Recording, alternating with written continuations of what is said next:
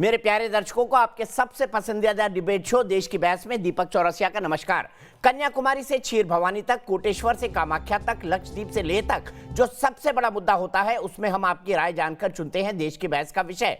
बहस की दशा और दिशा भी आपके माध्यम से तय होती है। साथ ही शो में आप और हमारे एक्सपर्ट पैनल मंच को साझा करते हैं और देश में हो रही सबसे बड़ी हलचल पर बेबाकी से अपनी बात रखते हैं। तो आइए शुरू करें देश की बहस माननीय जनता और मेहमानों के साथ। आज आपने देश की बहस का जो मुद्दा तय किया है वो है लव जिहाद के आरोपियों को कौन बचा रहा है। इसे 85% लोगों ने वोट देकर देश की बहस का मुद्दा बनाना चाहा है। कोई भी कानून हो या फिर फैसले, मजहब के नाम पर विक्टिम कार्ड खेलने का ट्रेंड फिर शुरू हो गया है। इस बार मजहब की कसौटी पर लव जिहाद कानून को परखा जाने लगा है। मजहब छिपाकर शादी के नाम पर फरेब करने वालों पर लव जिहाद कानून का हंटर चलना शुरू हुआ तो मुस्लिम संगठन इस कानून की आड़ में विक्टिम कार्ड खेलने लगे। मुस्लिमों के एक बड़े संगठन में से एक जमीयत उलेमा हिंद ने के अध्यक्ष मौलाना अरशद मदनी कहते हैं कि वो आरोपियों को कानूनी मदद देंगे, जबकि इस्लाम के दूसरे जानकार कहते हैं कि जमीयत का ये रुख एक खास समाज को गुमराह करने की कोशिश है। लेकिन मेरठ में जो हुआ, बाकी पश्चिमी उत्तर प्रदेश में हाल जुलाई से लेकर अभी तक के कम से कम 24 मामले मेरी नजर में आए हैं। क्या वो गलत हैं और क्या इसके आधार पर कानून को गलत ठहराना उचित है? देश की बहस में हम लगातार लव जिहाद पर तीखी बहस करते आ रहे हैं ताकि देश की बेटियों को इंसाफ मिले और जबरन धर्मांतरण की आड़ में लव जिहाद फैला रहे आरोपी बच न सके। लेकिन लव जिहाद में शामिल आरोपियों के मददगार बन जमीयत उलेमा हिंद जैसे संगठन खुलकर सामने आ गए हैं और याचिका दाखिल कर आरोपियों की पैरवी करने के लिए आगे आए हैं। मौलाना अरशद मदनी भड़काते हुए कह रहे हैं कि लव जिहाद कानून का इस्तेमाल एक खास वर्ग को निशाना बनाने के लिए किया जा रहा है। लेकिन अब जमीयत उलेमा हिंद के विरोध में राष्ट्रवादी मुस्लिम महिला संघ की अध्यक्षा फराह फैज आ गई हैं और जमीयत के खिलाफ कार्रवाई करने की मांग कर रही हैं।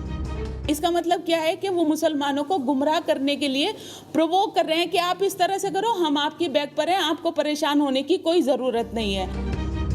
बजरंग दल ने भी जमीयत उलेमा हिंद की याचिका पर सवाल उठाए हैं। जमीयत उलेमा हिंद सरकार पर दबाव बनाने के लिए इस प्रकार की बयानबाजी करता है और इस प्रकार के रिट दायर न्यायालय में करता है।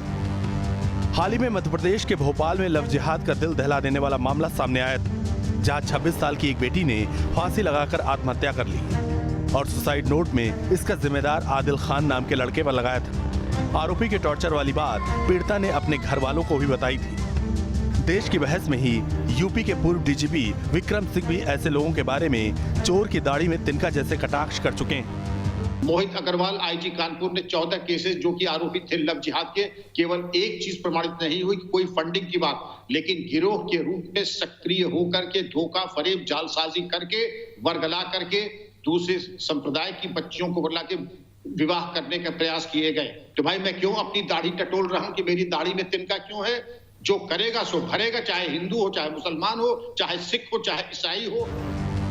लव जिहाद हो या राष्ट्र विरोधी गतिविधियों में शामिल लोग, उनकी मदद के लिए जमीयत हमेशा आगे रहा है। देश की बहस में हम आज सवाल उठा रहे हैं, आखिर कानून अब आरोपी को उसके अंजाम तक पहुंचाने के लिए अपना काम कर रहा हो तो कुछ लोग गुमराह मुस्लिम युवकों को किस षड्यंत्र के तहत पैरवी करने के लिए सामने आ रहे हैं? क्या ये लोग पीड़िता के दर्द से इत्तेफाक रखते हैं? और देश की बहस में हमारा आज का सवाल इसी से जुड़ा हुआ है, लव जिहाद में शामिल लोगों की मदद करना भी अपराध माना जाए। हालांकि मध्य प्रदेश में जो कानून बनाया गया है उसको इस दायरे में लाया गया है। आप शो के दौरान हाँ या ना में अपनी राय हमारी वेबसाइट पर दे सकते हैं, हमारे मोबाइल ऐप को डाउनलोड कर सकते हैं, हमारे ट्विटर हैंडल पर जा सकते हैं, हमारे फेसबुक पेज पर भी वोट कर सकते हैं। अगर आपका कोई राय है, सुझाव है, आप शो के अंदर शामिल होना चाहते हैं तो हमें 9711002222 पर व्हाट्सएप कर दें। सीधे मैं अपने पैनल को इंट्रोड्यूस करता हूं। हमारे साथ हमारे एक भाई जुड़ रहे हैं, भोपाल से जुड़ रहे हैं। ये लव जिहाद की पीड़िता के भाई हैं, इसलिए हम इनके नाम को सार्वजनिक नहीं करेंगे। मेरे साथ अश्विनी उपाध्याय हैं, पिटिशनर है इस मसले पर। साथ ही साथ बीजेपी के नेता हैं, एडवोकेट हैं सुप्रीम कोर्ट के, अंबर जैदी हैं, जानी मानी सामाजिक कार्यकर्ता हैं और इस तरह के मुद्दों पर बड़ी बेबाकी से अपनी राय रखती हैं। मेरे साथ एहतेशाम हाशमी जी हैं जो कि एक पॉलिटिकल एनालिस्ट हैं। मेरे साथ फराह फैज जी हैं जो कि एडवोकेट है सुप्रीम कोर्ट, जो ये मानती हैं कि इस तरह की मदद करना गलत होगा। साथ ही साथ मेरे साथ डॉक्टर शोएब जमई है जो कि प्रेसिडेंट है इंडियन मुस्लिम फाउंडेशन के। सबसे पहले भाई साहब मैं आपके पास आना चाहूंगा, क्या हुआ था आपकी बहन के साथ, आप साझा कर सकते हैं हमारे साथ?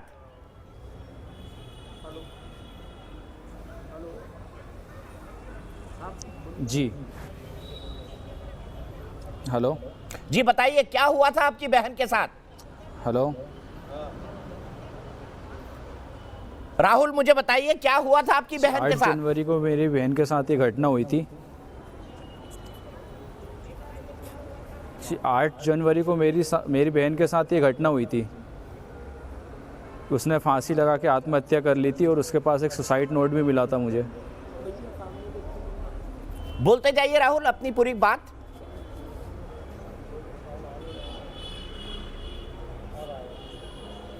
जी उस सुसाइड नोट में लिखा था कि मैं आत्महत्या करने जा रही हूँ और मेरी मौत का जिम्मेदार आदिल खान है। उसने उसका नंबर और घर का एड्रेस और पिता का नाम दोनों लिखा था।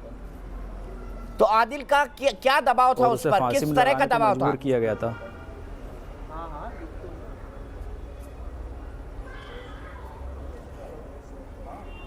आदिल ने अपनी गलत पहचान बताई और अपनी जो भी बातें उसको झूठा बता के उसको लड़की को वो करा, प्रताड़ित किया।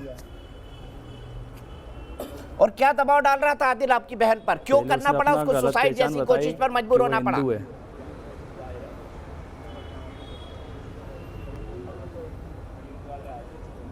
उसको मजबूर किया गया कि मतलब उसने प्रताड़ित किया इतना कि उसको इतना डिप्रेशन में डाला, इतना फिजिकली मेंटली टॉर्चर किया कि उसको फांसी लगाने पे उसको इतना उकसाया, धमकी उकसाना ये सब। और उसके शरीर पे उसकी बॉडी पे पूरे मारने के निशान थे। और क्या उसने अपनी गलत पहचान बताई? आदिल खान ने क्या कह के आपकी बहन से मिला था वो?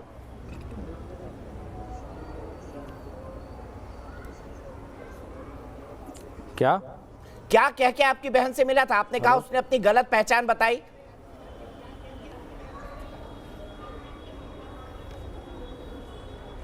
उसने अपनी पहचान ये गलत बताई कि उसने अपना नाम हिंदू बताया, उसने अपना नाम बबलू बताया और पूरा फिजिकल रिलेशनशिप किया और पूरा मेंटली प्रेशर भी डाला। और जब सच्चाई का पता चला बाद में तो उसको टॉर्चर करना स्टार्ट कर दिया। तो अब क्या वो कितने- शादी करने के लिए वो धर्म और उसने परिवर्तन का ये भी भी दबाव बोला डालता था अगर कि आप तुझे मुझसे मुसलमान बन शादी जाओ? करनी है तो तुझे अपना धर्म चेंज करना पड़ेगा। यस उसने ये दबाव डाला था कि अगर घर पे बताया तो मैं भाई को मरवा दूंगा, फैमिली को मरवा दूंगा, यहाँ ये कर दूंगा, वो कर दूंगा, तलवारें चलवा दूंगा। क्या आपकी बहन ने और जब कभी घर उसने में इस शादी बारे का में बोला बताया कि राहुल? शादी करने के लिए तुम अपना धर्म चेंज करना पड़ेगा। आपने कहा धर्म चेंज करना पड़ेगा। क्या आपकी बहन ने नहीं, इस वो बारे पूरा में डरा कभी घर में धमका कुछ के रखता बताया? था इस चीज़ के लिए कि घर पे अगर बताएंगे। नहीं, वो डरी हुई रहती थी, कैसे बताएगी? अगर वो बता देती, उसने इतना मतलब मेंटली उसको ऐसा डिप्रेशन दिया और ऐसा डरा के रखा, धमका के रखा कि वो घर पे मतलब उसने कुछ बताया ही नहीं। पूरी बात ही दिल में रखी उसने। बाद में जब ऐसा घटना हुई उसके बाद हमको सब पता चला कि ऐसा हुआ। आपने बताया कि खुदकुशी के बाद ही आपको सुसाइड नोट से इस बात की क्योंकि वो हर जानकारी बात पे यही मिली। बोलता था कि अगर घर पे अभी केस का क्या जी, स्टेटस है राहुल? अभी केस का क्या स्टेटस है? जी सुसाइड नोट के बाद ही मुझे पूरी जानकारी मिली जब ये घटना हुई। केस का अभी तो जो आदिल खान है वो अभी जेल में है। हाँ, और लेकिन इस पे अभी लव जिहाद का उसमें आरोप लगा नहीं है, क्योंकि जिस दिन ये घटना हुई थी उसके बाद लव जिहाद कानून लागू मतलब कंफर्म किया गया था। और उसमें लव जिहाद काफ़ी समय से चल रहा है लेकिन उसकी कोई सज़ा अभी तक मिल ही नहीं रही है। लव जिहाद लेकिन काफी अब समय से चल रहा है और सजा अब नहीं इसकी मिल रही सज़ा है। जो लागू हो गई है जी, तो इसकी सज़ा उसको मिलनी चाहिए। आपने कहा सजा मिलनी चाहिए। Yes. आपने क्या पुलिस वरना इस से कानून का कुछ मतलब नहीं है, क्योंकि आपने कितने पुलिस ही और अधिकारियों साल- से क्योंकि शिकायत ये की काफी कि समय लव से जिहाद चलता के नए हुआ आ रहा है। कानून में केस रजिस्टर किया जाए? राहुल, आपने शिकायत की या आपने बताया पुलिस के अधिकारियों को, उच्च अधिकारियों को कि लव जिहाद के मामले में इसको हाँ, शामिल किया जाए? मैंने शिकायत की थी। यस मैंने पूरी शिकायत पुलिस कर्मियों को भी सब बताया था, जो भी अधिकारी वगैरह था उनको भी सब बताया था, घटना भी बताई थी। और पुलिस अधिकारियों ने भी तुरंत एक्शन लिया और उनने भी पूरा सपोर्ट किया हमारा। पुलिस अधिकारी ने, मीडिया प्रशासन ने, और आगे भी ऐसा सपोर्ट कर रहे हैं। अगर ऐसा आगे भी सपोर्ट करते रहेंगे तो उसको कड़ी से कड़ी सज़ा होगी। ठीक है, बहुत बहुत शुक्रिया राहुल। सीधे बहस को खोलता हूँ। के कई मामले ऐसे दब गए कि आरोपियों को सजा ही नहीं मिलती है। आरोपियों को सजा नहीं मिलती। राहुल को बनाए रखिए हमारे साथ जी। राहुल की जरूरत पड़ेगी हमको आने वाले समय में। शोएब जमाई, मैं आपसे शुरुआत करना चाहता हूं। अभी भी जमीयत कह रही है कि आदिल जैसे युवाओं का बचाव किया जाएगा, क्योंकि उन्होंने तो ऐसा कहा नहीं कि झूठे केस या सच्चे केस। अगर आदिल जैसे केसेस भी है तो भी जमीयत धर्म के नाम पर, मजहब के नाम पर ऐसे लड़कों का समर्थन करेगी जो मासूम लड़कियों को खुदकुशी करने पर मजबूर करते हैं।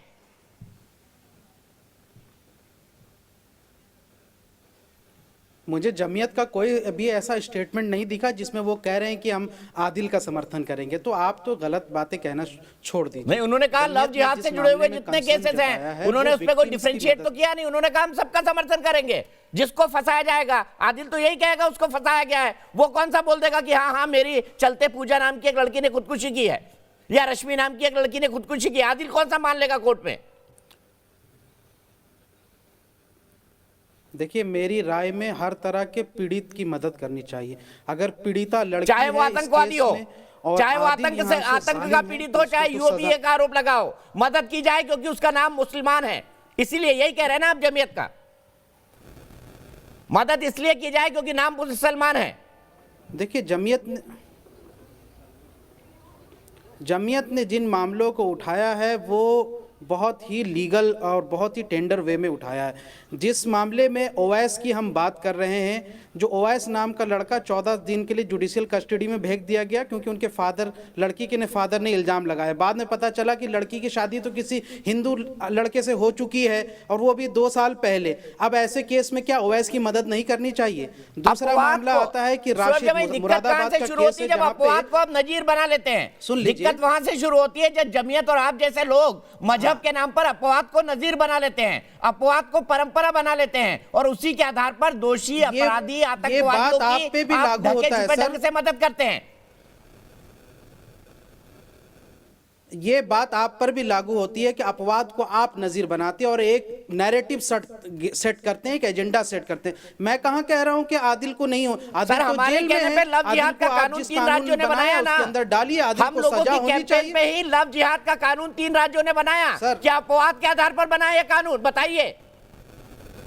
प्रूफ है सब, उसके जितने भी एविडेंस है सब उसके खिलाफ। लेकिन अब आप बताइए कि जो मुरादाबाद में हुआ है राशिद के साथ मामला, राशिद और उसके भाई को जेल में अब डाल उवैद दिया और से जो आप राशिद लड़की पर आ है गए। मुस्कान, वो खुद कहती है मैंने अपनी मर्जी से शादी की।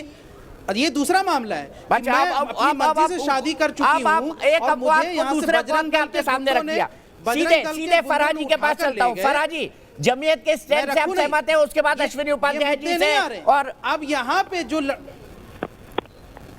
देखिए भाई यहाँ पे जो लड़के फंस रहे हैं, जिनको फर्जी मुकदमों में लव जिहाद के नाम पर फंसाया जा रहा, क्या उनकी मदद नहीं करनी चाहिए? आपके हिसाब से तो उमर खालिद भी, आपके हिसाब से तो उमर खालिद भी गांधी विद गन है। आपके हिसाब से तो उमर खालिद भी गांधी विद गन है, जिसके ऊपर दिल्ली दंगों का आरोप लगा है। बोलिए फराजी। उमर खालिद को तो जमीयत उलमा हिंद ने मदद की। आप क्या झूठा नैरेटिव गढ़ रहे हैं?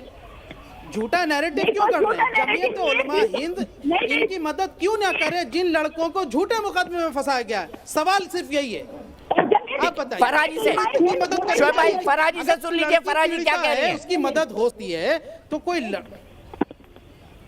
चलिए फराजी क्या, वो तो खुद आरएसएस के मेंबर है। अब क्या सुनना है भाई, चलिए कहिए। नहीं, सारा कुछ इन्हीं को पता है आरएसएस की मेंबर है क्या है। अगर आरएसएस की मेंबर है तो क्या सही बात को सही कहना और गलत को गलत कहना क्या गुनाह है? दूसरी बात, जमीयत ने शुरू से आज तक मुसलमान कौम को गुमराह करने का काम किया है। सबको पता है मैडम, आपका ट्रैक रिकॉर्ड सबको पता है। आपका ट्रैक रिकॉर्ड पूरे देश को पता है। इंटरनेट पे आपकी बहुत सारी चीजें वायरल होती है जहां पर आप मुसलमान बन के झूठा, आपके बारे में कहते हैं आप कट्टरपंथियों के समर्थक हैं, इसका क्या करें? काम करती हैं। आपके बारे में कहते हैं आप कट्टरपंथियों के समर्थक हैं, ओसामा बिन लादेन जैसे लोगों के। सुन लीजिए फराजी की बात।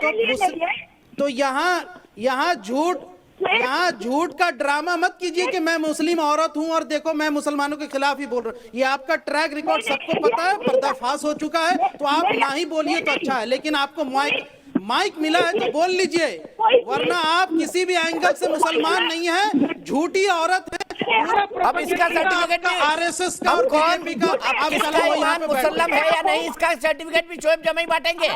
कौन मुसलमान है या नहीं, इसका सर्टिफिकेट भी शोएब जमाई बांटेंगे।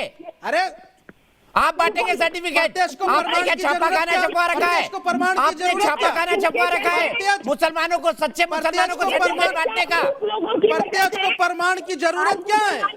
आपके बारे में भी लोग यही कहते हैं कि शोएब जैसे प्रत्यक्ष को प्रमाण की जरूरत नहीं है। क्या इन फराजी आप बोलिए, सिर्फ फराजी की आवाज जाएगी। पूरा खुला हुआ, आप गूगल कीजिए ना, आप गूगल करिए, अभी पता चल जाएगा ये किस नेक्सस से ताल्लुक रखती हैं, इस तरह की जो बदनाम करने का काम करती है मुसलमानों के नाम पर।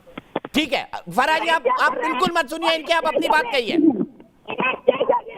दीपक, इनके जैसे चापलूस लोगों की वजह से आज जमीयत की इतनी हिम्मत होती है कि वो खुलेआम अनाउंस करते हैं कि हम आतंकवादियों का समर्थन करेंगे, हम लव जिहादियों का समर्थन करेंगे।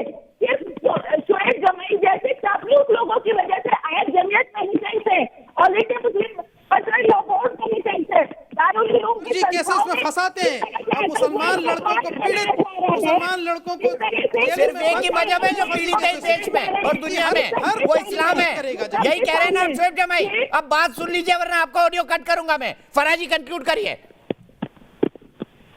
देखिए, जमीयत में और आप शुरू कर भी से क्या आज सकते हो तक भाई साहब, मुसलमान सच्चाई तो कौम सुनी गुमराह- नहीं जाती आपसे। गुमराह करने का काम किया है। और फराजी आपका ऑडियो ठीक होगा, आपका ऑडियो बहुत डिस्टॉर्ट होके आ रहा है। मैं टेक्निकल टीम से गुजारिश करूंगा कि फराजी का ऑडियो ठीक करे। अंबर आप क्या कहेंगी जमीयत के स्टैंड पर? देखिए, जो जिस तरीके से शोएब जमाई जी अपना रवैया दिखा रहे हैं यहाँ पर डिबेट में, अगर उनके पास कोई तथ्य नहीं है तो कम से कम इस तरीके का रवैया यहाँ पर न दिखाएं। हम एक नेशनल टेलीविजन चैनल पर बैठे हैं और अगर हमारे पास कोई तथ्य है तो उनके आधार पर हम बहस करें। आप किसी की बात सुने बगैर किसी की बात को लगातार काटे जा रहे हैं, किसी पे आरएसएस का विचारक होने का उनको ताना दे रहे हैं। आरएसएस का विचारक होना कोई ताना या कोई गलत बात नहीं है। आप भी एक इस्लामिक स्कॉलर के तौर पर यहाँ पर बैठे हैं और इस्लामिक स्कॉलर और ख़ास तौर से जिन इस्लामिक संगठनों की बात कर रहे हैं तो वो इस्लामिक संगठन नहीं है, वो राजनीतिक संगठन है जो इस्लाम के नाम पर अपनी सत्ता को कायम रखना चाहते हैं। अगर वो इस्लामिक संगठन होते तो वो इस तरीके के कृत्य में जो गुनाह कर रहे हैं उनका साथ कभी नहीं देते, क्योंकि इस्लाम कभी नहीं कहता कि आप किसी पर जबरन धर्म परिवर्तन का दबाव पॉलिटिकल हैसियत से यहाँ मौजूद हूँ, कहता है तो कि वो वही पार्टी ना जिसकी 0 सीटें विधानसभा में, वही पॉलिटिकल पार्टी ना शोएब जमाई जिसकी 0 सीटें बिहार विधानसभा में, जिसका चुनाव अभी खत्म हुआ है, वही राजनीतिक पार्टी है ना आपकी। अब मेरा मुंह मत खुलवाइए, आप बोलने दीजिए अंबर जैदी को। करते हैं तो कम से कम मुसलमानों को सुधार दीजिए। मुसलमान गलती करते हैं तो उनको सुधारने का काम कीजिए ना। अगर आप किसी पर्टिकुलर धर्म को या किसी जाति को रिप्रेजेंट करते हैं, आप शोएब जमाई जी आपको बेसिक एटिकेट्स नहीं है डिबेट के, क्या आपकी बात हो रही थी तो मैंने चुपचाप सुनी थी। अब आप चुपचाप मुसलमानों का ठेकेदार नहीं हूँ, नहीं करते मैं तो मुसलमानों का ठेकेदार नहीं हूँ। आप जैसे लोग हो जाइए मुसलमानों का ठेकेदार। अब तो आरएसएस ही मुसलमानों की ठेकेदार हो रही है। हमें नहीं बनना ठेकेदार। आप है ठेकेदार, आप है ठेकेदार, उन्हीं की ठेकेदारी कर करके आप अपनी सत्ता बनाए रखते हैं। तभी आप मुसलमानों के ठेकेदार नहीं है, तभी आपने इंडियन मुस्लिम फाउंडेशन बनाया है। इंडियन हिंदू फाउंडेशन क्यों नहीं बना दिया आपने शोएब जमाई? क्यों बनाया इंडियन मुस्लिम फाउंडेशन? आप उनको सुधारने नहीं देते, उनके गलत आपको गलत नहीं कहने देते। आप जमीयत उलमा हिंद जैसे आप अपने एक संगठन का प्रेसिडेंट बन के यहाँ पर बैठे और आप बोलते हैं कि आप मुसलमानों के ठेकेदार नहीं है। आपने टीवी पर आना ही एक इस्लामिक स्कॉलर के तौर पर चुनकर आप आगे सामने करें कि आप इस मुसलमानों के ठेकेदार नहीं है। आप अपना दोहरा रवैया देखिए। आप मुझे सब पता है, पार्टी से ताल्लुक रखती हैं? पता है। अंबर जैदी किस पॉलिटिकल पार्टी से ताल्लुक रखती है बताइए? आप किसी पार्टी की राष्ट्रीय प्रवक्ता है आप? कम अपने गिरेबान में झांक के राष्ट्रीय प्रवक्ता है आप? मैं जन अधिकार पार्टी के राष्ट्रीय प्रवक्ता के हैसियत से भी पॉलिटिक्स में ताल्लुक रखता हूँ और टीवी पर मौजूद रहता हूँ। किस पार्टी से है आप? क्या है आपकी हैसियत? जैसी दोगली नहीं हूँ जो झूठ का खाली एक यहाँ से पैनलिस्ट बन के आ जाते हो। राजनीति में मुसलमान महिला हूँ, हिंदुस्तानी मुसलमान महिला हूँ। आप बोलिए आप कौन है? क्या पॉलिटिकल हैसियत है आपकी? आप अपनी किसी पार्टी में कोई पोस्ट मुझे राजनीति करनी कोई नहीं है। पॉलिटिकल पार्टी की ना है आप? देखिए, आप किस बात की आप टीवी पे आते हैं? क्यों सुने हम आपकी बात? नहीं करती। क्या रिलेवेंस है? गलत और सही की बात करती हूँ। आपने कोई आंदोलन किया है? आपने कोई आंदोलन ये किया आती है श्वेत जमाई, अभी आती है। मैं अब दोनों से हट रहा हूँ। मैं फरहा जी के पास जाऊंगा, उससे पहले ग्रीष्मा त्रिवेदी इंदौर से मेरी एक दर्शक जुड़ गई हैं। ग्रीष्मा, क्या कहेंगी? क्या मुसलमान के नाम पर मदद करने की कोशिश नहीं हो रही है जमीयत उलेमा हिंद के द्वारा, जबकि लव जिहाद आप देख रहे हैं, राहुल को सुन रहे हैं, उनकी बहन को सुसाइड करने पर मजबूर किया गया? ग्रीष्मा सर बिल्कुल, अगर ये मुसलमानों को इस प्रकार मदद करने की बात की जाएगी, ये जो कानून बना है ये बिल्कुल सही कानून बना है। इस कानून का मैं क्या, मुझे लगता है हम 100 करोड़ हिंदू देशवासी तो पूर्णतः समर्थन करेंगे। मुझे एक बात बताइए, जो लव जिहाद ये जो चीज है, अगर किसी लव की शुरुआत ही छल से होती है, गलत जानकारी देकर लव करने से होती है, तो ये किसी प्रकार का लव नहीं होता। आपको अगर लव करना है तो अपनी सच्ची जानकारी दीजिए, सच्चे तरीके से लव कीजिए। ये छल कपट से अगर आप प्यार करते हैं और फिर बाद में आप धर्म परिवर्तन के नाम पर जिस प्रकार आप हमारे साथ धोखा करते हैं, बिल्कुल अभी मैंने जो भाई साहब को सुना कि उनकी बहन ने किस प्रकार सुसाइड किया था, ये बहुत दुखनीय है, बहुत दर्दनाक बात है। और लव जिहाद के लिए जो भी वर्तमान में कानून आया है, मैं मध्य प्रदेश में रहती हूँ और यहाँ पर भोपाल में ही अभी हाल ही में जो घटना हुई है, और इस कानून को बहुत जोर शोर से लागू किया जा रहा है, मैं पूर्णतः समर्थन करती हूँ। ऐसा बिल्कुल भी नहीं है कि ये कानून किसी धर्म का विरोधी है या किसी धर्म का समर्थक है या किसी पॉलिटिकल पार्टी का समर्थक है। ये इंसान समाज, मनुष्य समुदाय का समर्थक है। किसी भी लड़की पर सही बात है ग्रीष्मा, हिंदू मुस्लिम सिख ईसाई जो छल कपट करेगा वो जेल के अंदर जाएगा। ये किसी एक धर्म के बारे में कानून नहीं है। इसीलिए मैं सीधे फरहा जी के पास चलता हूं और फिर अश्विनी उपाध्याय जी के पास। फरहा जी, आपकी आवाज ठीक से नहीं आ रही थी, क्या कहना चाहेंगे ऐसे लोगों को जो मुस्लिम होने के कारण विक्टिम कार्ड खेलते हैं, जैसे शोएब जमाई खेल रहे हैं? दीपक, मैंने जैसे पहले भी बताया था, शोएब जमाई जो है वो डिबेट छोड़ करके मेरे पर्सनल अटैक करने लगते हैं। मैं पहले खुलासा कर देती हूँ कि हाँ, मैंने शादी जो है एक हिंदू आदमी से कर रखी है, वो सबको बताइए, कोई ढकी छुपी बात नहीं है। और विनोद वर्मा उसका नाम है, तो उसमें कोई दिक्कत नहीं है। मैं इंडिया में रह रही हूँ और ये मेरे पास में राइट है, मैं किसी के साथ भी शादी कर सकती हूँ, किसी भी रिलीजन के आदमी के साथ में अपनी जिंदगी गुजार सकती हूँ, पहली बात। और इसी वजह से इस लव जिहाद को मैंने टारगेट किया है। अब जमीयत का जो ये विक्टिम कार्ड खेल रहा है, तो ये इसने शुरू से किया है। आज आजादी के 70-72 साल गुजर गए हैं, तब भी मुसलमान पस्ती की हालत में है, अनएजुकेटेड है, अनएम्प्लॉयड है। ये चाहते हैं कि मुसलमान लड़कों को प्रोवोक किया जाए, उन्हें आतंकवाद में धकेल दिया जाए, उन्हें लव जिहाद जैसी जो ओछी हरकतें हैं उसको करने के लिए प्रोवोक किया जाए, और पीछे से जमीयत उनके केस लड़ने के लिए खड़ा हो जाए। कभी जमीयत ने मुस्लिम लड़कियों की पुरसाने हाल उन्होंने नहीं किया। उन्होंने कभी नहीं पूछा कि लड़कियों का क्या हाल है, उनके केस भी लड़ने की जरूरत है। उल्टा आपने देखा कि किस तरह से 3 तलाक के मामले में जमीयत ने, all India Muslim personal law board ने खुल करके विरोध किया है, और एक कानून बनाने में कितनी ज्यादा, जितना भी विरोध कर सकते थे, अड़चने डाल सकते थे, वो सब इन्होंने किया है। तो ये इनका पुराना रवैया है। इनका काम सिर्फ ये है कि ये खुद से ड्राफ्ट करें, इस तरह की ये बुक्स ड्राफ्ट करते हैं, दारुल उलूम में पढ़ाते हैं इन बुक्स को, और ये मुसलमान कौम को चाहते हैं कि ये एंटी नेशनल बने, टेररिज्म में उलझ जाए, और इस तरह की सारे काम करें जिससे ये इस राष्ट्र की मुख्य धारा में ना मिल सके। तो लेकिन अब इनका ये काम खत्म होने वाला है, इनकी पोल खुलनी शुरू हो गई है, और ये जो जमाई साहब बैठे हैं, ये बिल्कुल अपने आप को इन्होंने आज साबित कर दिया ये जमीयत उलमा हिंद के कारतून है, और इन्हीं जैसे लोगों की वजह से आज कौम जो है वो पस्ती में है। ठीक है एहतेशाम जी, मैं सीधे आपके पास चलता हूँ।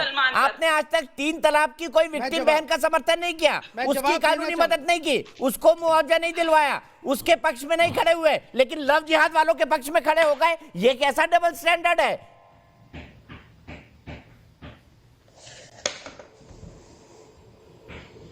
दीपक भाई साहब, बहुत बहुत शुक्रिया, आपने मुझे बोलने का मौका दिया। और आपने आज बहुत अच्छा जोधपुरी सूट पहना हुआ है, आपको देख के ही मेरा दिल खुश हो गया। हमारी प्यारी प्यारी 2 बहनों ने बहुत अच्छी बात रखी। लेकिन मैं आपको एक चीज बताना चाहता हूं दीपक भाई साहब, कि हिंदुस्तान को जो संविधान है वो रेपिस्ट को, मर्डर को भी एडवोकेट रखने का राइट प्रदान करता है। तो जमीयत उलेमा हिंद या आरएसएस या संघ इस बात को नहीं बोल सकते कि किसको लॉयर मिलेगा किसको नहीं मिलेगा। ये हमारा संविधान बोलता है दीपक भाई साहब। और जहां तक लव जिहाद की बात है, ये फेक कॉन्सेप्ट है। हाँ, वकील किसी मिलने को का बहला अधिकार तो सबको फुसलाकर है। अपना तो मैं रिलीजन कह रहा हूं ना, छुपा के जमीयत को शादी 3 करना तलाक की ऑफेंस है। पीड़ित दीपक बहनों भाई को भी साहब सुनने कानूनी की मदद हिम्मत देनी रखिए थोड़ी थी। सी, तसल्ली जमीयत तो रखिए को दीपक भाई 3 साहब, तलाक सुनने की के तसल्ली रखिए ना। विक्टिम्स को भी कानूनी मदद देनी थी। कानूनी मदद मिलनी चाहिए, कानूनी मदद मैं ऐसे देने को छल तैयार हूं। कपट करने वाले मैं आपके पुरुषों को चैनल क्यों में मिल पहले रही है? मैं आपके चैनल में पहले भी कह चुका हूं कि मैं सुप्रीम कोर्ट ऑफ इंडिया का लॉयर हूं। मैं किसी हिंदू रिलीजन का या मुस्लिम रिलीजन का लॉयर नहीं हूं। आप दीपक भाई साहब अपने चश्मे को थोड़ा सा चेंज करिए, उसके ऊपर सर, जो मैं चश्मा गंदगी लगी लगाता है ही उसको नहीं। साफ करिए। सर, और फिर आपको आप दिख रहा होगा, देखेंगे कि जोधपुरी हेडशॉट दिख गया तो आपको ये भी दिख गया होगा, मैं चश्मा नहीं लगाता। सिर्फ हिंदू और मुसलमान के लिए लड़ता है। मैं चश्मा नहीं लगाता, मुझको वैसे ही भगवान की दुआ से, अल्लाह की दुआ से सब कुछ ठीक ठाक दिखाई देता है। दीपक भाई साहब देखिए, नाच ना आवे आंगन टेढ़ा, आपने कहावत सुनी होगी। तो इसका मतलब ये नहीं है कि आंगन टेढ़ा हो। आपने हिंदी की मुहावरे की क्लास लगता है अच्छे से अटेंड नहीं करी, इसलिए ये सब बातें आप बोल रहे हैं। आर्टिकल 21 कॉन्स्टिट्यूशन ऑफ इंडिया आप पढ़िए, आर्टिकल 25 पढ़िए। आर्टिकल 25 और 21 दोनों मिला के जब आप पढ़ेंगे तो आपको इस बात का रियलाइजेशन होगा कि लव जिहाद जो है वो फेक कॉन्सेप्ट है। फेक कॉन्सेप्ट, ठीक है। यहीं से बात शुरू करते हैं अश्विनी उपाध्याय जी। फेक कॉन्सेप्ट है, एक सुप्रीम कोर्ट के वकील वर्सेस दूसरे सुप्रीम कोर्ट के वकील। अब अश्विनी जी समझाएंगे आपको आर्टिकल 21 और आर्टिकल 25 दोनों। अश्विनी जी समझा दीजिए, आपकी क्लास शुरू होती है अब। Ashwini ji is quite incompetent to teach me. Ashwini ji is quite incompetent to teach me. Shoaib जमाई अभी फराह बहन को सर्टिफिकेट दे रहे थे, आप अश्विनी भाई को दे रहे हैं, तो आप दोनों सर्टिफिकेट बांटने की दुकान क्यों नहीं खोल लेते?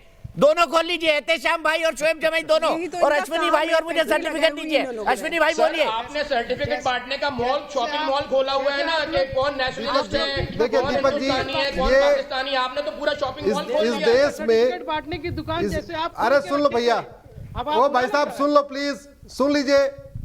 हमसे सवाल पूछा है, हमें उत्तर दीजिए प्लीज। मैं बहुत ध्यान से सुन रहा था, सबसे आग्रह बीच में न बोले। इस देश का पूरा ठेका जिस आर्टिकल 25 का ये लोग बार बार दुहाई देते हैं दीपक जी, अरे सुन लो भाई साहब, सुन लो प्लीज, सुन लो, हाथ जोड़ रहा हूँ, सुन लो। अब गलत सलत बोलेंगे तो बीच में 100 बार बोलेंगे। दीपक जी इन लोग का जिस आर्टिकल 25 की ये लोग बार बार दुहाई देते हैं, अश्विनी भाई बोलिए, आप बिंदास बोलिए। जिस आर्टिकल 25 की लोग दुहाई देते हैं दीपक जी, हाँ, जिस आर्टिकल 25 की ये लोग दुहाई देते हैं उसकी शुरुआत होती है subject to public order, health and morality. इसका मतलब अगर आप कोई ऐसा काम करते हैं जो पब्लिक ऑर्डर के खिलाफ है तो वो रीति नहीं कुरीति है, और ऐसे में आपको संविधान प्रोटेक्शन नहीं देगा। साम दाम दंड भेद, अपनी पहचान छिपाना, धोखा देना, अपना हुलिया बदल लेना, कुछ दिनों के लिए अपनी बकरा दाढ़ी निकाल के फेंक देना और चंदन लगा लेना, ये सारा संविधान इसका प्रोटेक्शन नहीं देता। मैंने कहा संविधान रीतियों की प्रोटेक्शन देता है, कुरीतियों का नहीं। ये लोग कुरीतियों का प्रोटेक्शन ले रहे। हेलो, हाँ बोलिए, आपकी आवाज आ रही है बिल्कुल ठीक। अश्विनी जी बोलिए, आपकी आवाज बिल्कुल ठीक आ रही है, अच्छी जीरा कर रहे हैं आप। हेलो, बहुत अच्छी, बेहतरीन जीरा। अस्सलाम वालेकुम, कैसे हैं सर? शानदार जीरा कर रहे हैं। खाला नाना मामू सब ठीक है? सब ठीक है शोएब भाई, सब ठीक है, खाला नाना मामू सब ठीक है। हेलो। मैं आपसे गुजारिश कर रहा हूँ कि कुछ दिन डिबेट में बिना दाढ़ी के भी बैठ जाइए, अच्छा लगेगा आपको।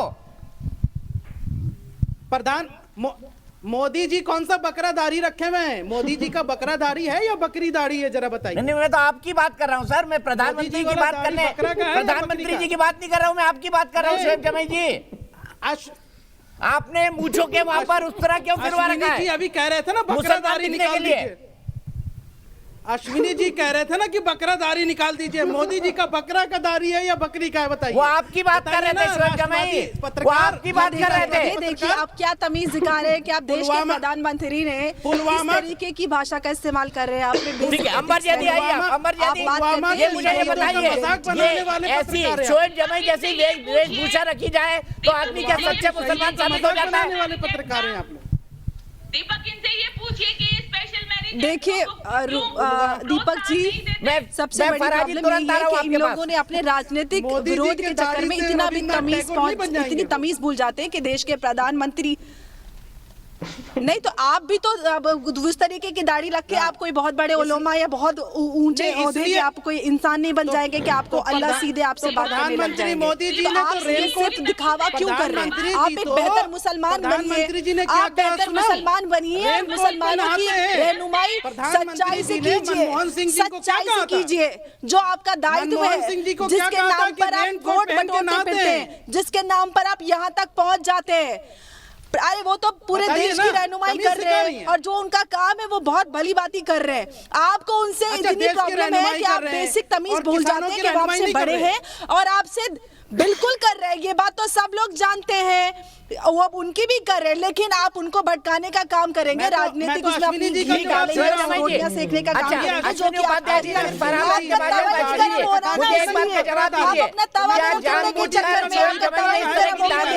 इसलिए आप हर जगह आग लगाने के चक्कर में कि किसी तरीके से यही लव जिहाद के पीछे का कॉन्सेप्ट है। श्री भाई बताइए। कोई इज्जत नहीं है, वो किसी दूसरे की क्या इज्जत करेंगे? मैं पूछ रहा हूं, देखिए मैं आपको दीपक जी, ये पहली बात तो केवल उसी महिला को मुसलमान मानते हैं जो बुर्का पहने, केवल उसी पुरुष को मुसलमान मानते हैं जो बकरा दाढ़ी रखे। अगर जब तक खतना न हो, बकरा दाढ़ी न हो, ये मुसलमान मानते ही नहीं है। ठीक है, ये आदमी कितने पक्के ईमान का हो, ईमानदार हो, सबकी देश सेवा करे, देश सबके समाज की सेवा करे, उसको मुसलमान नहीं मानेंगे। हेलो चाचा, कैसे हैं? शोएब जमाई आपका स्तर दिखा रहा है। अश्विनी भाई बोलिए, आप बोलिए। हाँ, मैंने आपको बताया, ये सलवार सूट पहने, साड़ी पहने महिला को मुसलमान नहीं मानते जब तक वो बुर्का न पहन ले। इसी तरीके से जब तक कोई बकरा दाढ़ी न रख ले उसको मुसलमान नहीं मानेंगे। मोदी जी को आप मुसलमान उसी को मानेंगे जितना खतना हो जाए, बकरा दाढ़ी रख ले तब मानेंगे। अब मैं आता हूं आपके मेन मुद्दे पे दीपक जी।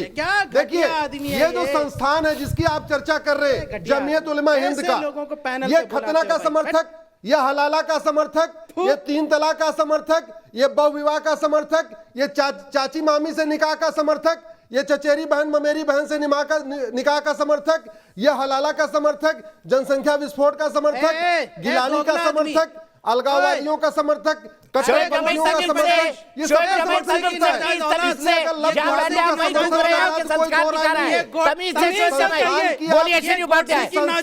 हिस्ट्री उठा के देख लीजिए, संस्थान की हिस्ट्री उठा के देख लीजिए, ये हमेशा कट्टरपंथियों का समर्थक है, ये हमेशा अलगाववादियों का समर्थक है।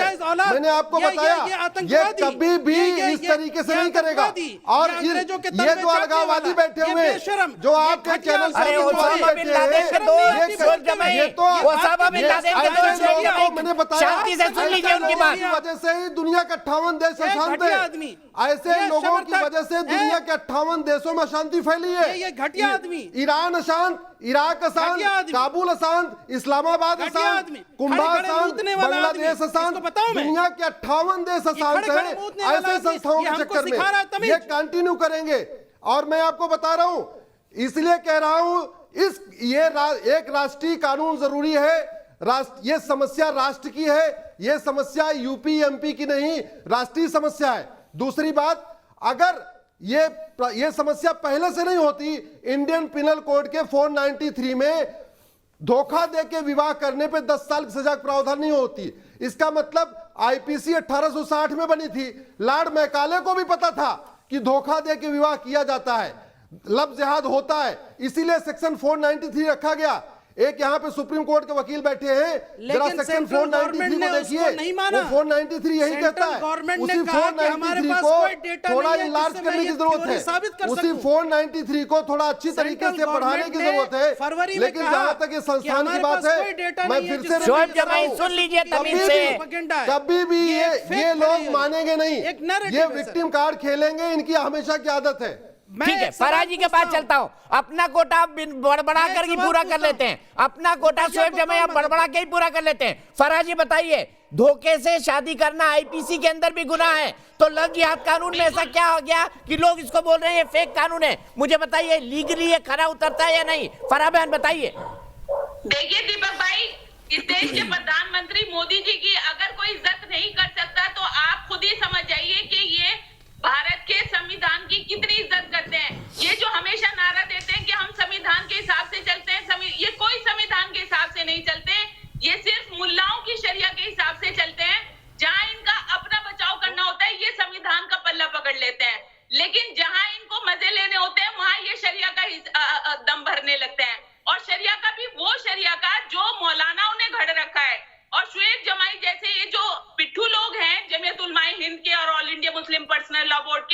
इनकी क्या ओपिनियन है ये आपने अच्छे से समझ लिया।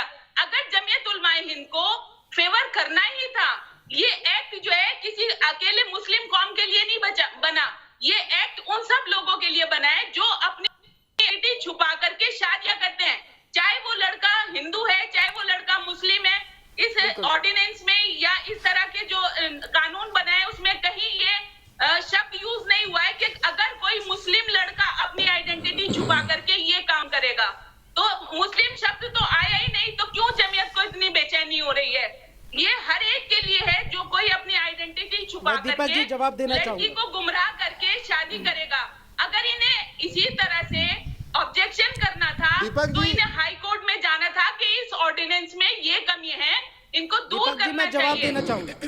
ठीक है शोएब जमाई, मैं आपके पास आऊंगा, लेकिन इरफा बैठी हुई है आपके पहले से, आप अपना कोटा बीच में ही बड़बड़ा के पूरा कर लेते हैं। इरफा, मेरा सीधा सवाल है, ये कानून कहीं नहीं कहता कि ये मुसलमान लड़कों के खिलाफ है। हिंदू करेगा उसको भी सजा मिलेगी पहचान छुपाकर, मुसलमान करेगा उसको भी मिलेगी, सिख करेगा उसको भी मिलेगी, जैन करेगा उसको भी मिलेगी, फिर विक्टिम कार्ड क्यों खेला जा रहा है? इफ्रा जी, उम्मीद करती हूँ आप मुझे बोलने देंगे जैसे आपने सभी पैनलिस्ट को बोलने दिया। पहली बात, कोई यहाँ विक्टिम कार्ड नहीं खेल रहा, तो हम सभी लोग साफ साफ आपको दिखा रहे हैं कि कैसे इस कानून में जो बार बार जिनको पुलिस अरेस्ट कर रही है वो सिर्फ मुस्लिम लोग हैं। क्योंकि हमने देखा है कुछ एक महीने से यूपी पुलिस जो है जहां देखो वहां किसी मुसलमान को या तो यूएपीए डाल रही है या तो किसी कानून के नीचे अरेस्ट कर रही है। अगर आप देखेंगे ये कानून इसलिए बनाया गया है ताकि हिंदू मुस्लिम मैरिज जो है ये इवेंचुअली इससे लोगों को परेशानी हो और पर इतना डर जाए कि वो ना कर पाए। 200 केसेस यूपी में इसके दर्ज हुए हैं, 200 में से सिर्फ 15 महिलाओं ने कंप्लेंट किया था, यानी इसमें महिला का बाप भी कंप्लेंट कर सकता है, महिला के पड़ोसी भी कंप्लेंट कर सकते हैं। हमने देखा है दीपक भाई, जब भी हमारे देश में इंटरफेथ मैरिज होता है तो लड़की के, क्योंकि हम एक पेट्रियार्कल सोसाइटी है, लड़की के पेरेंट्स को और उसकी फैमिली को हो जाती है और उनको अच्छा नहीं लगता। इफ्रा, इंटरफेथ मैरिज जब आप करते हैं तो आपको सरकार से अनुमति लेनी पड़ती है ना स्पेशल मैरिज एक्ट में, तो यहाँ बिल्कुल आप ले लीजिए अनुमति, शादी कर लीजिए, कोई नहीं रोकता आपको। लव जिहाद कहाँ इंटरफेथ मैरिज को बैन कर रहा है? आपने इलाहाबाद हाईकोर्ट का शायद रीसेंट जजमेंट नहीं पढ़ा, वो साफ साफ इलाहाबाद हाईकोर्ट कहती है कि आपको सरकार को 1 महीने के नोटिस देने की जरूरत नहीं है स्पेशल मैरिज एक्ट के अंडर, क्योंकि ये एक पर्सनल मामला होता है। जब भी लड़की बोलेगी मुझे शादी करनी है, उसी टाइम हमने देखा समुदाय के हैं। पाकिस्तान में जितने आतंकवादी पकड़े जा रहे हैं वो भी एक ही समुदाय के हैं, पर्शिया में जितने आतंकवादी पकड़े जा रहे हैं वो भी एक ही समुदाय के हैं, अमेरिका में जितने आतंकवादी पकड़े जा रहे हैं वो भी एक ही समुदाय के। तो इसको आप कैसे करोगे? इरफा की बात सुन लीजिए, देखिए फेयर मौका मिलना चाहिए उनको, वो शोएब जमाई की तरह बीच में नहीं बोल रही थी। इरफा बोलिए, कंक्लूड करिए आप अपनी बात। हमने रिसेंटली देखा जब भी एक हिंदू महिला ने कहा कि मैं किसी मुसलमान पुरुष से अपनी मर्जी से शादी करना चाहती हूँ, वो वीडियोस तो पूरी दुनिया ने देखी जहां बजरंग दल ने उस महिला को पीट कर दिया। इसी चीज के लिए ये कानून बनाया गया है। अगर आपको इस कानून की पहले मुझे समझ नहीं आती जरूरत क्या है, जब ऑलरेडी आईपीसी। ठीक है, आपकी बात का अंबर से जवाब ले लेते हैं। अंबर, इतनी इनोसेंट है जितनी इरफा कह रही है, क्या वाकई इस कानून की बिल्कुल जरूरत नहीं थी? उसके बाद मुर्जात सिंह शेखावत के बाद दिल्ली चलेंगे। जी के दीपक जी, अगर इफ्रा सिक्के का दूसरा पहलू भी देखती तो ये शायद वो दूसरा पहलू पे भी जवाब दे पाती। हमारे देश में स्पेशल मैरिज एक्ट है, बिल्कुल सही बात है, हम यहाँ पर बहुत आसानी से संविधान और शरीयत दोनों की बात कर लेते हैं, लेकिन वो लोग जो मुसलमान सच्चे मुसलमान बनते हैं और अपनी पहचान छुपाकर आशू बनकर, एक असद आशू बनकर एक लड़की से पहचान छुपाकर शादी करता है, जब वो लड़की प्यार में आ जाती है उसके, तो उस पर धर्म परिवर्तन का दबाव बनाने लगता है। ये कानून एक सच्चा मुसलमान। मेरी इफ्रा, मैं आपके बीच में नहीं बोली थी, आप मेरी बात पूरी होने दीजिए, मेरी बात पूरी होने दीजिए, मैं आपके बीच में नहीं बोली हूँ, तो आप 2 मिनट बैठ के आप नहीं, मेरी बात पूरी होने दीजिए ना। और हमारे देश में किसी की शादी पर कोई रोक नहीं लगी हुई है। हमारे स्पेशल मैरिज एक्ट है जिसमें लोग बहुत से शादी करते आए हैं। अगर आप इतने नहीं आप इतने बड़े अगर मुसलमान हैं तो आप गैर मुसलमान से शादी क्यों कर रहे हैं? या तो आप मुसलमान हैं या फिर आप हिंदुस्तानी हैं, तो आप स्पेशल मैरिज एक्ट में आप कौन होती हैं फिर कानून के खिलाफ आवाज उठाने वाली? आप कौन होती है? आप बात कीजिए ना, यूरोप में जो ग्रूमिंग गैंग चल रहे उसमें वो कौन चलाने वाली है? आप कौन होती है उठाने वाली कानून के खिलाफ आवाज? वो उन महिलाओं का क्या जिनको प्यार के नाम पर ठगकर आईएसआई में सेक्स रेट के लिए भेज दिया जाता है। बताइए ना, यूरोप में ग्रूमिंग गैंग्स कौन चला रहा है? हिंदू आरएसएस चला रहा है ना यूके में ग्रूमिंग गैंग्स।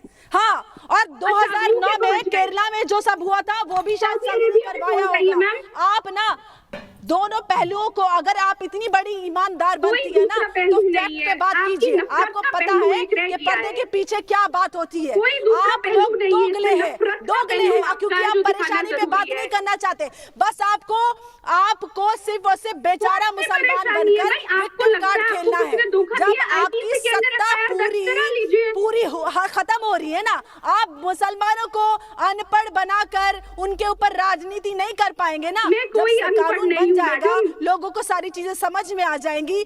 आपके लिए वो सारे, मैं आपकी बात नहीं कर रही, मैं उन मुसलमानों की बात कर रही हूँ जो आप जैसे लोग जिनकी रहनुमाई करते हैं और उनको हमेशा उसी गड्ढे में दबाए रखना चाहते हैं। ना उनकी पढ़ाई की कोई बात करता है। लिटरेसी फिगर बता दीजिएगा। नहीं कर रही हूँ, आप सुन लीजिए ना मैं क्या बात कर रही हूँ। आप बात ही नहीं सुनेंगी, आप वर्ड पकड़ के जाएंगी। मैं उन लोगों की बात कर रही हूँ जिन बेचारे अनपढ़ लोगों के नाम पर आप उनकी रहनुमाई करके उनको वहीं पे दबाए रखना चाहते हैं और आप अपनी तरक्की के बारे में सोचते हैं। आप उन लोगों के बारे में सोचिए, उनका भला हो रहा है। बात ये मुसलमानों की नहीं हो रही है, बात उन लोगों की हो रही है जो कानूनी अपराध करते हैं और जबरन शादी करके पहचान छुपाकर वो कानून और इस्लाम दोनों की नजर में गुनाहगार है। अल्लाह नहीं कहता कि आप किसी के साथ पहचान छुपाकर आप जबरदस्ती किसी के साथ शादी कीजिए और उसके टुकड़े कर गड्ढे में दबा दीजिए। आपको नहीं पता मेरठ में क्या हुआ? आपको नहीं पता अर्चना तिवारी ने यूपी विधानसभा के सामने आत्मदाह किया। आप उन बेटियों की बात नहीं करेंगे। आप खुद एक महिला हैं। अंबर अब थोड़ी देर के लिए रुकते हैं। मुर्जात सिंह शेखावत के बाद दिल्ली चलता हूँ। दोनों से रिक्वेस्ट करूंगा एक दूसरे के ऊपर ना बोले। मुर्जात सिंह शेखावत जी क्या कहेंगे इस इश्यू के बारे में? क्या आपको भी लगता है लव जिहाद होता ही नहीं है जैसा हमारे कुछ पैनलिस्ट आर्ग्यू कर रहे हैं? नहीं, लव जिहाद हो रहा है, होता है। कैसे नहीं हो रहा? ये तो सवाल ही नहीं उठता। सुप्रीम कोर्ट ने ये प्रसंज्ञान ले लिया कि भाई लव जिहाद तो होता है, मगर मैं ये कहना चाहूंगा कि ये जमीयत को आने का क्या मतलब है? अगर या फिर ये जमीयत की फंडिंग है। मेरा कहने का मतलब है कि जमीयत की कहीं ना कहीं से या कोई और संगठन भी मिले हुए हैं जिन्होंने कहीं ना कहीं ये फंडिंग कर रखी है। सुनने में पहले भी आया था कि ये लोग फंडिंग करते हैं।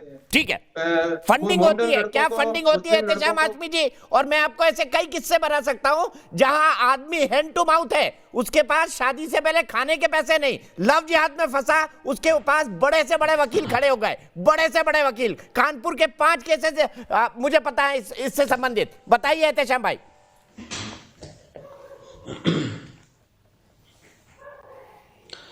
दीपक चौरसिया भाई साहब, जब आपकी शादी हुई थी तब आपके पास कितने पैसे थे और आज कितने पैसे? बताइए, कहां से फंडिंग मिली आपको? उसका जवाब दीजिए देशवासियों को। सर मेहनत करके कमाता हूं सर, सर मेहनत करके कमाता हूं। उन निठल्लों की बात नहीं करिए आप। उन निठल्लों की बात करिए जिनके पास खाने के पैसे नहीं होते और बड़े बड़े वकील उनके लिए खड़े हो जाते हैं। बाकी सब फंडिंग से कमाते हैं।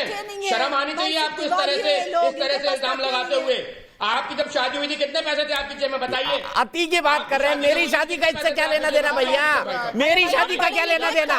मैं तो ये बोल रहा हूँ लव जिहाद के विक्टिम्स को फंडिंग कहाँ से मिल रही है? मिल रही है कि नहीं मिल रही है? जी बताइए, इनको भी कद्दू और अंगूर वाला जवाब दीजिए। 2 लाख की बाइक लेके घूमते हैं, कहाँ से आती 2 लाख रुपए की बाइक? कहाँ से आती 2 लाख रुपए की बाइक? और ये तो ऑन रिकॉर्ड है, ये तो इन्वेस्टिगेशन में अभी आ गया है कि अगर फॉरवर्ड की लड़की होगी 5 लाख मिलेगा, छतरी की लड़की होगी 3 लाख मिलेगा, ओबीसी की लड़की होगी 2 लाख मिलेगा। ये तो उनके रिकॉर्ड है, ये इन्वेस्टिगेशन में आ चुका है। ये बताया गया था। फराजी कुछ कहना चाह रही है, फराजी को लाइए प्लीज। फराजी बताइए फंडिंग होती है नहीं? आपके चैनल को कितना पैसा मिलता है बताइए गवर्नमेंट से?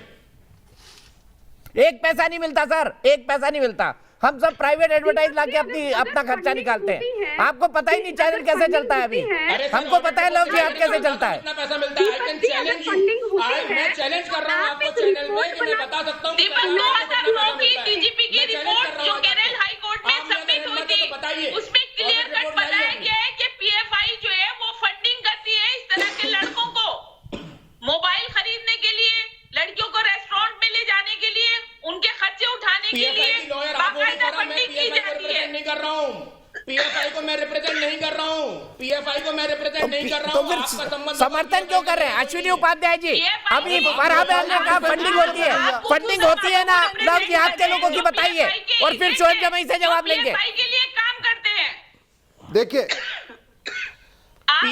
देखिए, इसके पहले चाहे सिमी था, अब वो पीएफआई है, एसडीपीएफआई है, ये सबकी फंडिंग होती है, इन सबकी फंडिंग होती है, हवाला के जरिए होती है, और कई बार रिकॉर्ड में आ चुका। कश्मीरी अलगाववादियों की फंडिंग हवाला से होती है, लव जिहादियों की फंडिंग हवाला से होती है, धर्मांतरण करने वालों की फंडिंग हवाला से होती है, चाहे पीडीएफआई एसडीपीएफआई इसकी फंडिंग हवाला से होती है। ये तो एजेंसियां कह चुकी हैं। आय से अधिक संपत्ति का मुकदमा चल रहा है, काले धन का मुकदमा चल रहा है, अलगाववादियों के ऊपर, आतंकवादियों के ऊपर, धर्मांतरण कराने वाले के ऊपर, पीएफआई के कई मेंबर और ऑफिस बेरर उनके खिलाफ आय से अधिक संपत्ति, काला धन का मुकदमा चल रहा है। इसमें कोई लिखा छुपी नहीं है। बस सवाल यह है, जो सुबह शाम पंचर बनाता है वो दिन में कॉलेज के सामने 2 लाख रुपए की बाइक लेकर कैसे पहुंच जाता है? पंचर बनाने में दिन भर में 200 से 300 रुपए मिलते हैं। कहां से आई 2 लाख रुपए, 3 लाख रुपए की बाइक? होटल के कमरे किराया कहां से आया? और ये तो रिकॉर्ड पे आ चुका है कि अगर वो सवर्ण लड़की है तो 5 लाख मिलेगा पटाने पे, अगर वो ओबीसी है तो 3 लाख मिलेगा, एससी एसटी की लड़कियों को 2 लाख मिलता है। ये तो इनका रिकॉर्ड पे आ चुका मामला, केस में गया हुआ है। कई सारे मामले ऐसे हैं जो पूरे देश भर में चल रहे हैं।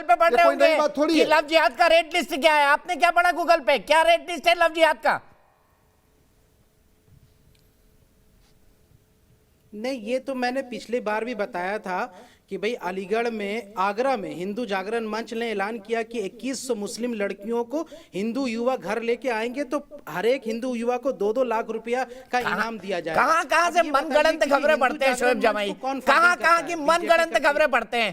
कसम से आप ये तांडव जैसा सीरियल लिखने क्यों नहीं चले जाते? समर्थन करना चाहिए, अच्छा पैसा भी कमा लेंगे। बस हमने पोल खोल दिया तो मनगढ़ंत, हमने पोल खोल दिया तो मनगढ़ंत हो गया। आप जो कुछ दिखाते हैं सबूत के साथ दिखाते हैं। आप यहाँ से मनगढ़ंत खबरें पढ़ते हैं मोबाइल ऐसा देख देख के। पहले थोड़ा रिसर्च कर लिया करिए, भेज दीजिए करिए पहले वो खबरें हमको, हम चला भी देंगे आपको।